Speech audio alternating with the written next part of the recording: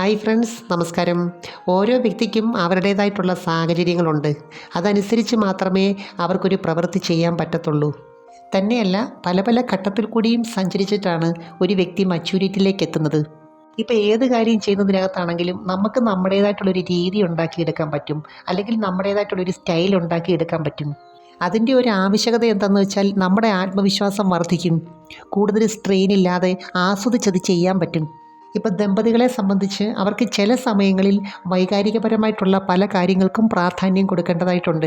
അപ്പോൾ ഇന്ന് ഞാൻ പറയുന്നത് പങ്കാളികൾ ബന്ധപ്പെടുമ്പോൾ സമയം കൂട്ടാനായിട്ടും അതുപോലെ ഇജാക്കുലേഷൻ സമയത്ത് കുറച്ച് ഫോഴ്സോടെ വരാനായിട്ടും എന്തൊക്കെ കാര്യങ്ങൾ ചെയ്യണം എന്നതിനെക്കുറിച്ചാണ്. അതിനു മുമ്പ് ഈ ചാനൽ ആദ്യമായിട്ട് കാണുവാണെങ്കിൽ ഒന്ന് ലൈക്ക് ചെയ്യണം, സബ്സ്ക്രൈബ് ചെയ്യണം, ഷെയർ ചെയ്യണം കേട്ടോ. ബീജോൽപാദനവും അതുമായിട്ട് ബന്ധപ്പെട്ട പ്രവർത്തനങ്ങളും ശരീരം നടത്തുന്ന വളരെ സൂക്ഷ്മവും സങ്കീർണവുമായ ഒരു പ്രോസസ്സിംഗ് ആണ്. ഈ ഒരു കാര്യം 2 സ്റ്റേജസ് ആയിട്ടാണ് ശരീരം ചെയ്യുന്നത്. ഒന്ന് എമിഷനും മറ്റൊന്ന് എക്സ്പൾഷനും. ആദ്യത്തെ സ്റ്റേജിൽ ഈ സെമിനൽ ഫ്ലൂയിഡ് യൂറിത്രയിലേക്ക് വരുവാണ് ചെയ്യുന്നത്. രണ്ടാമത്തെ പ്രോസസ്സിങ്ങിൽ യൂറിത്രയിൽ നിന്നും പുറത്തേക്ക് തെറിപ്പിക്കുന്ന പ്രോസസ്സിംഗ് ആണ് ചെയ്യുന്നത്. അപ്പോൾ ഈ ഒരു പ്രോസസ്സിങ് തന്നെ പല മസിൽസിൻ്റെ നെർവിൻ്റെ ഒക്കെ സഹായത്തോടാണ് നടക്കുന്നത്. യഥാർത്ഥത്തിൽ ഈ ഒരു കാര്യത്തിന് വേണ്ടി ഒരു പുരുഷനെ ഏറ്റവും കൂടുതൽ സഹായിക്കുന്നത് പെൽവിക് ഫ്ലോർ മസിൽസാണ്. ഈ സമയത്ത് ഒരു പ്രത്യേക രീതിയിൽ ഇതിനെ പ്രവർത്തിപ്പിക്കുന്നുണ്ട്.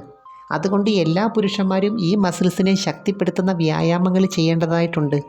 യഥാർത്ഥത്തിൽ ശക്തമായ സ്ഖലനത്തിന് ഏറ്റവും പ്രധാനമായിട്ട് വേണ്ടത് മാക്സിമം സമയമെടുത്ത് മൂഡ് വരുത്തി നിയന്ത്രിച്ച് ചെയ്യുന്ന ഒരു രീതിയാണ് വേണ്ടത്. അതുപോലെ പുരുഷനെ സംബന്ധിച്ച് കൂടുതൽ ആത്മവിശ്വാസം കിട്ടുന്ന ചില മെത്തേഡുകളുണ്ട്. ഓരോ പൊസിഷനിലും ചിലർക്ക് ആത്മവിശ്വാസം കൂടുതലായിരിക്കും. ഈ ഒരു കാര്യത്തിന് വേണ്ടി നമ്മളിപ്പോൾ ഏത് രീതി ചെയ്താലും stop and start method apply ചെയ്യണം. എന്നുവെച്ചാൽ നമ്മൾ ചെയ്തുകൊണ്ടിരിക്കുന്ന ആക്ഷൻ ഇടയ്ക്ക് കോൺഷ്യസ് ആയിട്ടൊന്ന് സ്റ്റോപ്പ് ചെയ്യണം. അതോടൊപ്പം തന്നെ ഡീപ്പായിട്ട് ബ്രീത്ത് എടുക്കണം, സ്ലോലി പുറത്തേക്ക് വിടുകയും വേണം. വീണ്ടും ചെയ്തുകൊണ്ടിരുന്ന ആക്ഷൻ റീസ്റ്റാർട്ട് ചെയ്യണം. ഇതിൻ്റെ ഒരു ഗുണം എന്താണെന്ന് വെച്ചാൽ പുരുഷന്മാരെ സംബന്ധിച്ച് അവർക്ക് ആ കൺട്രോൾ നിലനിർത്താൻ പറ്റും. തന്നെയല്ല, ശരീരം പെട്ടെന്ന് ആ റിലാക്സ് മൂഡിലേക്ക് പോകുന്നതുകൊണ്ട് പെർഫോമൻസും മെച്ചപ്പെടും. നമ്മളിപ്പോൾ ഏത് മെത്തേഡാണെങ്കിലും അത് പൂർണ്ണമായിട്ട് ആസ്വദിക്കണമെന്നുണ്ടെങ്കിൽ അതിന് തക്കതായിട്ടുള്ളൊരു സാഹചര്യം സൃഷ്ടിക്കേണ്ടതായിട്ടുണ്ട്, ഫിസിക്കലി മെൻ്റലി. പക്ഷേ പല പങ്കാളികളും ഇതിന് അനുകൂലമായിട്ടുള്ളൊരു സാഹചര്യം മനസ്സുകൊണ്ട് സൃഷ്ടിക്കാറില്ല. ഇപ്പോൾ ഏത് കാര്യമാണെങ്കിലും 2 വ്യക്തികൾ തമ്മിലൊരു കാര്യം ഷെയർ ചെയ്യുമ്പം നമുക്ക് ആത്മവിശ്വാസവും സന്തോഷവും ഒക്കെ തോന്നുന്നത് എപ്പോഴാണ്?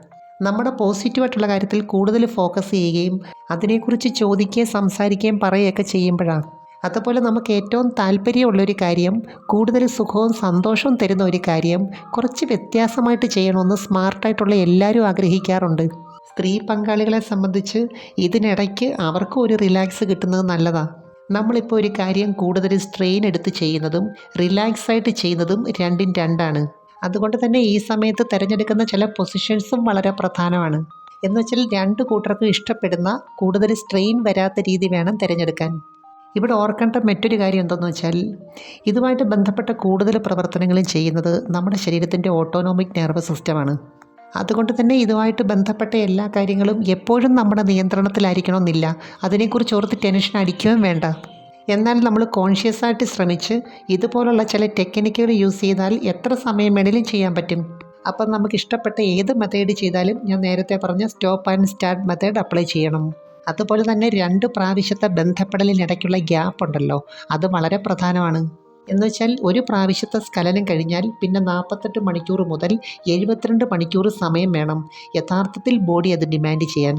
പക്ഷേ ഈ ഒരു കാര്യത്തിനകത്ത് പലപ്പോഴും ശരീരവും മനസ്സും 2 തലത്തിൽ പ്രവർത്തിക്കാറുണ്ട്. ശരീരത്തെ സംബന്ധിച്ച് ഏറ്റവും പ്രധാനം ഇതുമായിട്ട് ബന്ധപ്പെട്ട എനർജി ലെവലാണ്, പിന്നെ ചില ഹോർമോൺസിൻ്റെ പ്രവർത്തനവും. എന്നാൽ മനസ്സിനെ സംബന്ധിച്ച് അങ്ങനെയല്ല.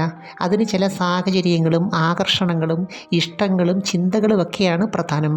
ഇതിനകത്ത് പങ്കാളിയോട് തോന്നുന്ന ആകർഷണം ഒരു വലിയ ഫാക്ടറാണ്. ആരോഗ്യമുള്ളൊരു പുരുഷൻ്റെ ശരീരത്ത് മില്യൺ കണക്കിന് സ്പേംസ് ഡെയിലി ഉണ്ടായിക്കൊണ്ടിരിക്കുകയാണ്. എന്നിരുന്നാലും ഡെയിലി ഇത് ഔട്ടാക്കുന്നത് അത്ര ഹെൽത്തി ആയിട്ടുള്ളൊരു പ്രോസസ്സിങ് അല്ല. കാരണം ഇതിനെ നിയന്ത്രിക്കുമ്പോൾ ഇതുമായിട്ട് ബന്ധപ്പെട്ട എനർജി ലെവൽ വർദ്ധിക്കുന്നുണ്ട്. തന്നെയല്ല, ടെസ്റ്റോസ്റ്ററോൺ ഹോർമോണിൻ്റെ പ്രൊഡക്ഷനും അതുമായിട്ട് ബന്ധപ്പെട്ട പ്രവർത്തനവും ശരിയായ രീതിയിൽ നടക്കും. ഇവിടെ ഓർക്കേണ്ട ഒരു കാര്യം, ശരീരത്തിന് എപ്പോഴാണോ ഇത് ആവശ്യമായിട്ട് വരുന്നത് അത് നമ്മളെ അറിയിക്കുന്നുണ്ട്. അതാണ് നമ്മുടെ യഥാർത്ഥ സമയം. അതുപോലെ സ്ത്രീ പങ്കാളിയെ സംബന്ധിച്ച് അവർക്ക് പൂർണ്ണമായിട്ടുള്ളൊരു അനുഭൂതി കിട്ടാൻ ഈ മെത്തേഡ് കൊണ്ട് പറ്റും. എനിവേ, നമുക്ക് മറ്റൊരു വീഡിയോയുമായി വീണ്ടും കാണാം. അപ്പോൾ ചാനൽ സബ്സ്ക്രൈബ് ചെയ്യാൻ മറക്കരുത്, ലൈക്ക് ചെയ്യണം, അയക്കാൻ പറ്റുന്ന കൂട്ടുകാർക്കൊന്ന് അയച്ചു കൊടുക്കണം കേട്ടോ. Thanks for watching. See you next time. By.